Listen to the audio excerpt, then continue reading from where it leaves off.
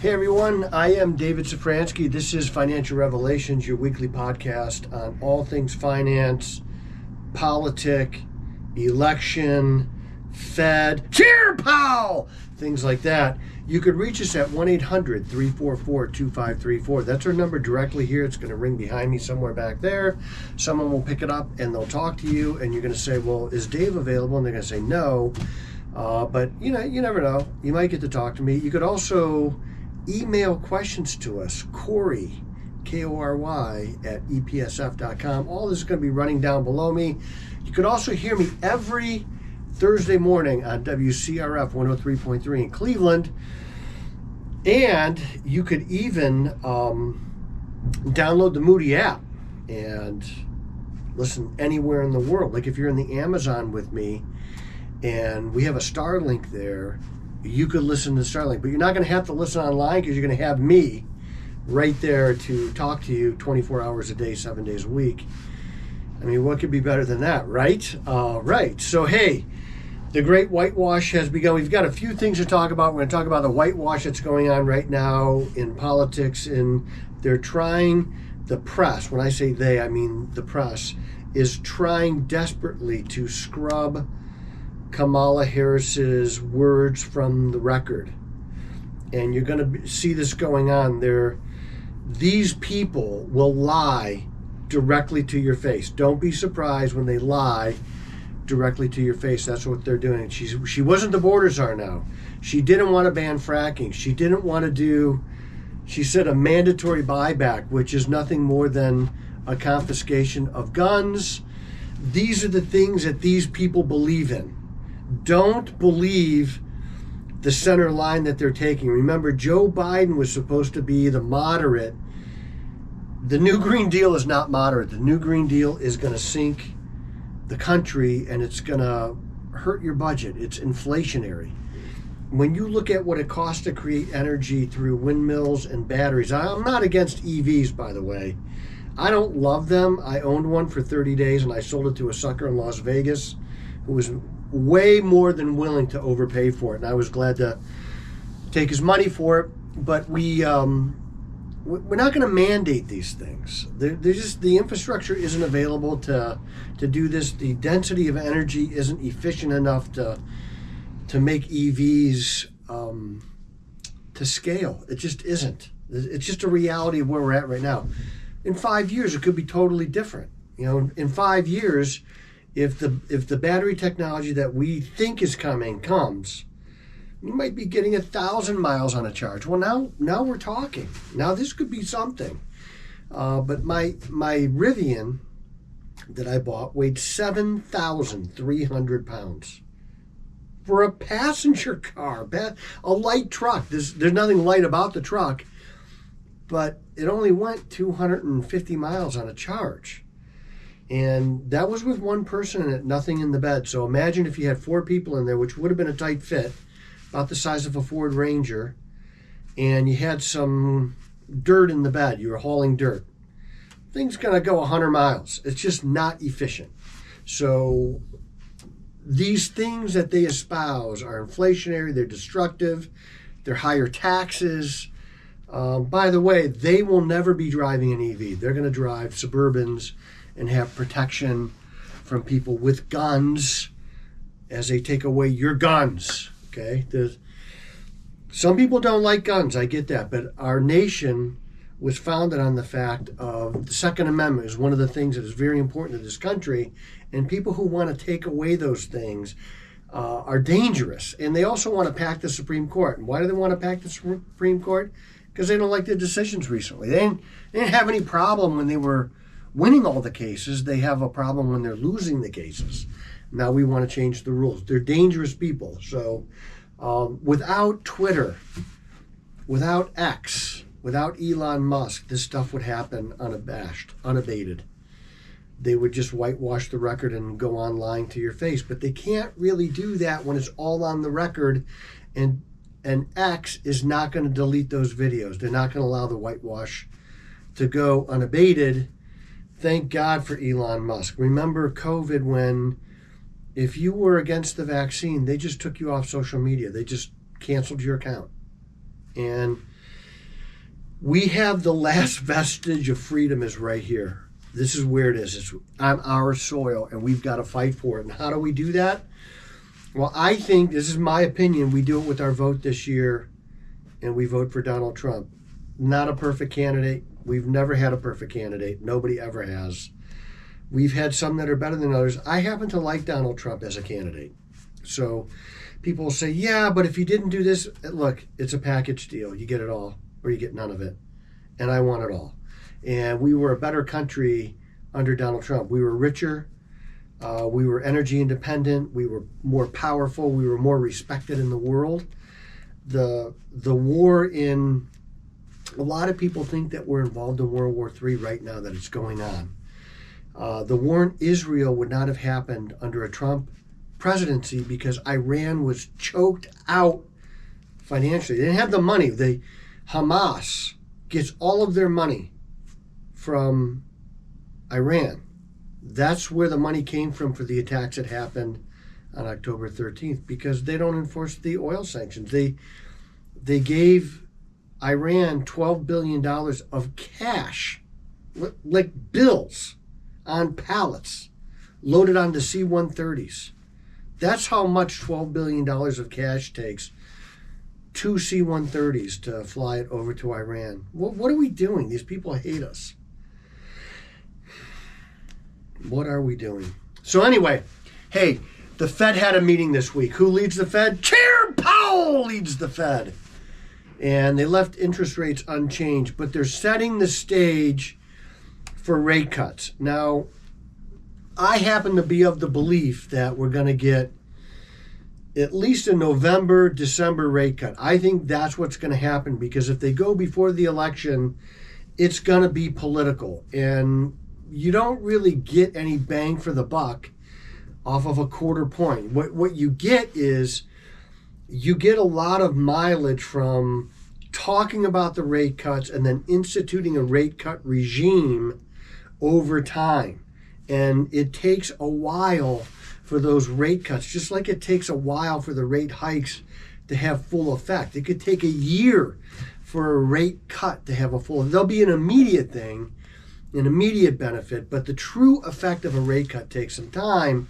That's why a September, October rate cut is going to be seen as political. They don't need to do it. Chair Powell's off the hook. Trump already said he's not going to fire him, so he can work out his term. But you know, the economy is definitely slowing. You're seeing unemployment come up a little bit, but it's still so low. It's still so low. There are signs of cracks in the economy. Small business bankruptcies are up year over year. All these things that, like unemployment going up, when you look at the employment numbers, they're basically, the economy is creating part-time jobs, and if it's not a part-time job, it's a government job. You don't want to see that.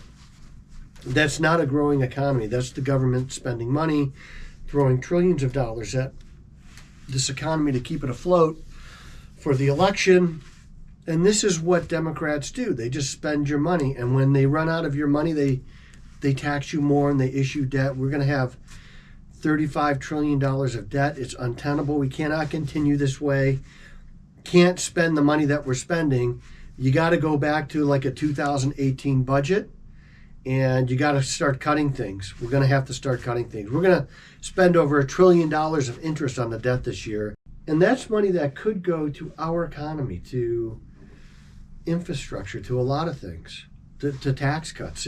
I would rather the money went to tax cuts, because I know where to spend my money better than where the government does. So do you. Even if you're bad with finances, so do you. So I see a November rate cut. I don't think Chair Powell's going to do a September rate cut. I hope he doesn't. So, but one of the things that has arisen from, I think, what the Fed did incorrectly, which was they waited way too long to raise rates when we knew inflation was coming. You're getting this divergence of America. You're getting basically two economic versions of America are arising, and the first one is it's the people that have been most affected by inflation. It's in general people who are less affluent. It's people that have no assets or investments. Maybe they don't have money to invest in a 401k. They don't have outside investments. They probably rent a house or an apartment. They're a cash buyer. They have stagnant salaries. Actually, there is no such thing as a stagnant wage right now, because since Joe Biden and Kamala Harris took office, wages have fallen every single year because of inflation. So even if you got a raise, it has not been enough to account for inflation. You're making less money. You're making about 15% less money today than you were when Trump was president. That's how fast and insidious inflation can be to your budget. And then not only are you making less money, but you go to the grocery store and everything is 20% more. I mean, you show me something, one thing, that isn't at least 15% more expensive in the last 3 years. And most things are more expensive than that. Now, used cars skyrocketed in the pandemic, and they're starting to come down a little bit. But they're still nowhere near where they were before the pandemic, and it was even worse with the inflation that happened. So you had the pandemic, which kind of crushed supply chains. Prices shot up because of lack of availability. And right when you think, okay, things can start to moderate again, Biden-Harris got a hold of our economy, and they drove us into not hyperinflation, but hyperinflation for us. Hyperinflation in South America is like 60%, where you'd have to go change your money every day at the bank, because people would get paid every day just so that they could maintain some hedge against inflation. People would walk around with wheelbarrows full of cash in Venezuela because inflation was so bad. That's hyperinflation. Hyperinflation for us is 9%, like we saw.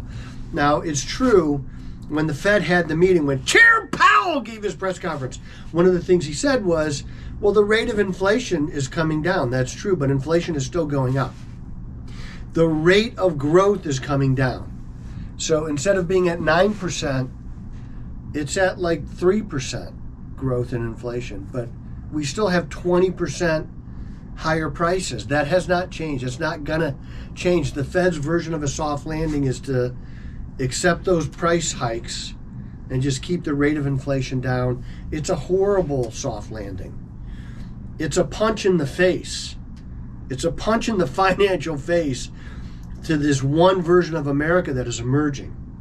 This people that were living on the margin before the pandemic, during the pandemic, and after the pandemic, and now they have to pay 22 or 23% more for groceries, 60% more for gas, 17% more for a used car. Those people are putting stuff back. They're buying less. They just can't buy.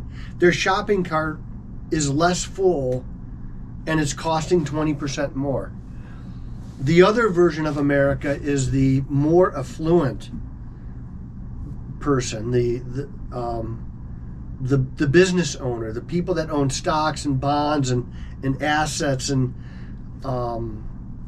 things. They're selling things. So you look at your house. You know what a starter home costs in America today? A starter home. What's a starter home? It's like a 2-bed, 3-bath, 1.5 bath, 3-bedroom home is a starter home. It's $400,000. That's how much inflation has had an impact. So if you own those things and you're selling them, you're doing great. My life has changed zero because of inflation. Zero. I've gotten way wealthier because I own things. Well, if you don't have that opportunity to own things, you've gone backwards the last 3.5 years.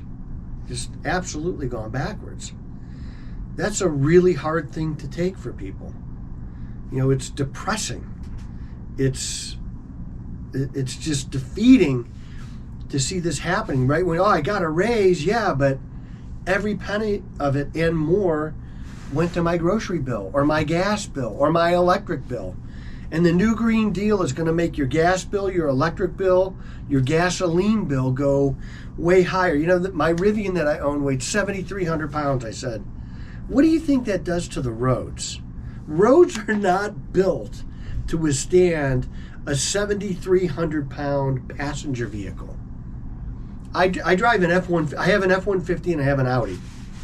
Okay, I don't drive my Audi in the winter. It's a Salt Virgin, and I love my F-150. It's big, 4 doors. I could fit 3 linemen in the back seat of that car. It'd be fine. It weighs nowhere near 7,300 pounds. It's just astronomical weight for a passenger vehicle. But I have not been affected by inflation. I don't like it. I don't like paying more for groceries. But I do it. I'm going to do it. A lot of people go to the grocery store now and they say, well, okay, I have $100 for groceries. Now, that's not a big grocery cart, $100 anymore. I mean, you look at a family of 4 or a family of 5, I'll bet you they're spending $300 a week on groceries. That grocery cart used to cost, that same $300 grocery cart, $150. That's how dramatic it is. That's why we cannot let the people that put us here continue here. We cannot do this. Do not fall for the whitewash. I have on my board over there, it's usually over there, I have my board over there, whitewash. That's what's happening. Gun confiscation, Medicare for all, open borders, citizenship for the 20 million people that have broken the law to come into our country. I love immigrants. We need immigrants in our country. We want them. It's true. We do.